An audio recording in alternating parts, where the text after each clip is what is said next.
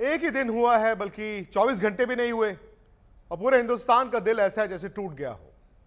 उम्मीद बहुत ज्यादा थी क्योंकि हमें लगा कि वो 12 साल का इंतजार खत्म हो जाएगा। 19 नवंबर नरेंद्र मोदी स्टेडियम में भारत ऑस्ट्रेलिया को धूल चटा देगा, लेकिन ऐसा हुआ नहीं। जो भी वजह रही, दिल बड़ा टूटा है। लेकिन क्या जरूरत थी आपको इस तरह की पिच बनाने की? चेपॉक का मुकाबला, लखनऊ का मुकाबला, ये एक इंडिकेशन था कि आप गड्ढा बनाओगे, गड्ढे में गिरोगे, और आपने इस तरह की पिच बनाई। वहीं पर दिख गया था आप अपनी ताकत को कॉम्प्रोमाइज कर रहे हो। क्यों आप क्यों ये सब करते हैं? जी तो दोस्तों, जैसे कि आपने हाइलाइट्स में देख ही लिया है, चंद सेकंड के बाद हम मुकम्मल वीडियो की जानिब भी चलेंगे। विक्रांत गुप्ता की आज की वीडियो साफ साफ बता रही है भारत ने इस वर्ल्ड कप में क्या खेल खेला, और जो खेल खेलने की उसने फाइनल में भी कोशिश की लेकिन कामयाब नहीं हो सका, जिस वजह से भारत को बदतरीन शिकस्त का सामना करना पड़ा। और जो पाकिस्तानी मीडिया और क्रिकेट फैंस पूरे वर्ल्ड कप में चिल्लाते रहे कि भारत कुछ गड़बड़ कर रहा है वर्ल्ड कप में, लेकिन आखिरकार उसका अंजाम भारत की शिकस्त की सूरत में निकला। एक ही दिन हुआ है, बल्कि 24 घंटे भी नहीं हुए और पूरे हिंदुस्तान का दिल ऐसा है जैसे टूट गया। उम्मीद बहुत ज्यादा थी क्योंकि भारत की टीम जिस तरह खेलकर वर्ल्ड कप फाइनल में आई कि तीसरा वर्ल्ड कप भारत आ रहा है, बल्कि भारत में ही रह जाएगा। हमें लगा कि वो 12 साल का इंतजार खत्म हो जाएगा। 19 नवंबर नरेंद्र मोदी स्टेडियम में भारत ऑस्ट्रेलिया को धूल चटा देगा, लेकिन ऐसा हुआ नहीं। अब एक तरह से आप ये कह सकते हैं कि यार बेटर टीम जीती, जो टीम डिजर्व करती थी वो जीती। आप ये भी कह सकते हैं कि भारत की टीम ने 10 मैच बड़े जबरदस्त खेले, we are proud of the team.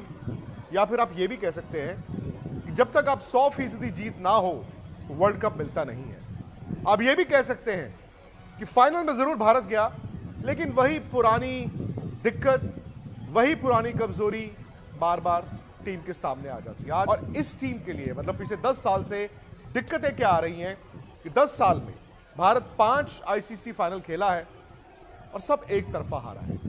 क्या ये स्किल पे बात आ जाती है, या फिर ये बात जो है साइकोलॉजिकल है?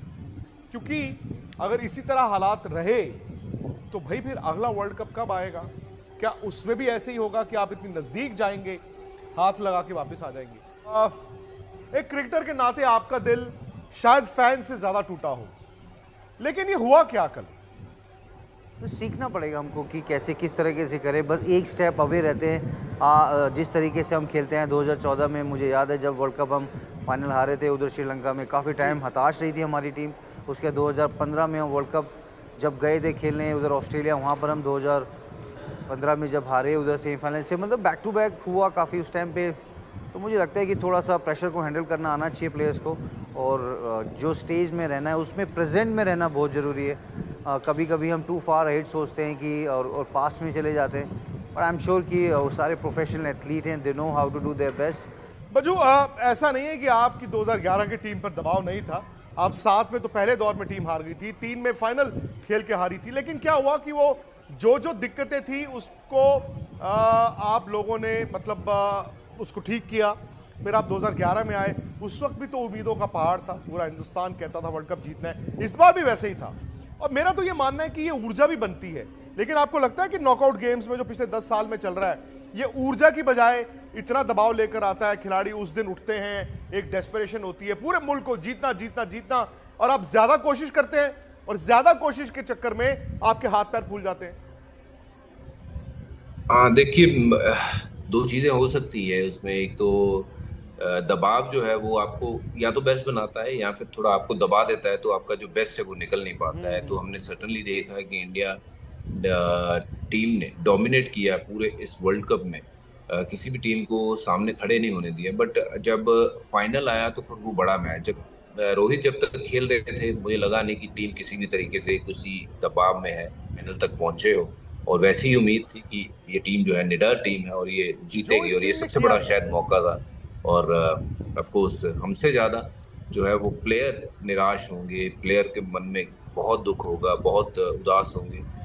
मैं समझ सकता हूँ उस फीलिंग को, बट आई बिलीव दैट कि ये शायद हमने ये बहुत बड़ा मौका जो है हमारे हाथ से जाने दिया। और नहीं, आपने प्रेशर की बात की, मैं तो ये कहता हूँ कि मैच वाला दिन तो छोड़ दीजिए, आपने मैच से पहले ही दबाव ले लिया ना। क्या जरूरत थी आपको इस तरह की पिच बनाने की? आपने, मुझे याद है जब पिच रिपोर्ट की आपने कहा पिच ड्राई नहीं है, very very very very dry है। भाई आमतौर पर तो आपको चाहिए होती है अच्छी विकेटें अपने बैट्समैनों के लिए, आप क्यों ये सब करते हैं? थोड़ी ये ज्यादा ड्राई थी ये पिच। मैंने जब पिच रिपोर्ट करी थी तो मैं थोड़ा जब विकेट का रंग देखा था तो मुझे लगा था कि ये बहुत ज्यादा ड्राई पिच है और दरारें काफी ज्यादा थी। सरफेस जरूर उसका जो था वो कुछ जगह से हार्ड था, कुछ जगह से वो जो सॉफ्ट था, होलो था।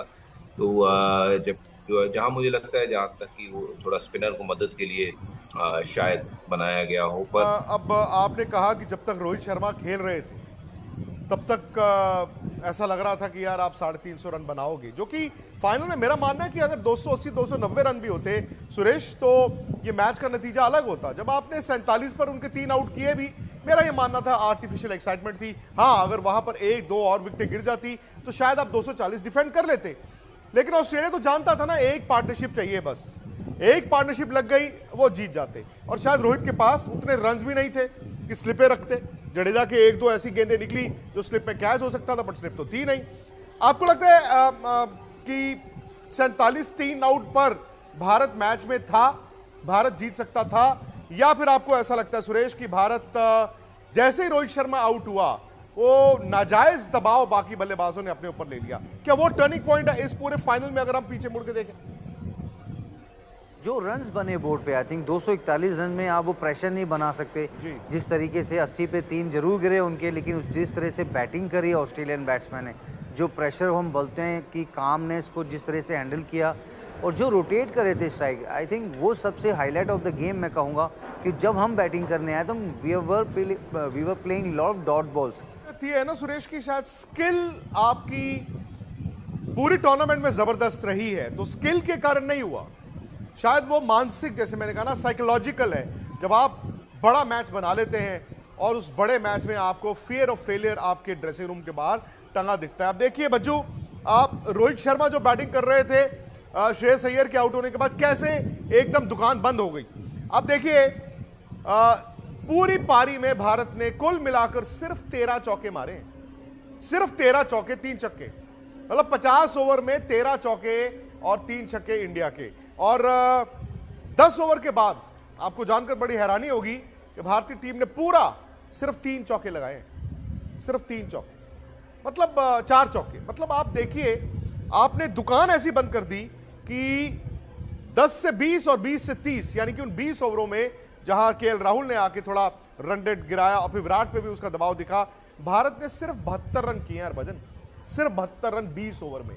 और आप ऑस्ट्रेलिया स्पिनर्स की बात करें, 18 ओवरों में उन तीनों ने मिलकर सिर्फ 83 रन दिए हैं। अब इसकी जिम्मेदारी तो है ना, ये तो स्किल नहीं है। मुझे लगता है कि वहां पर आपका थोड़ा सा ना वो फियर ऑफ फेलियर दिखता है। अगर मैं आउट हो गया तो क्या होगा?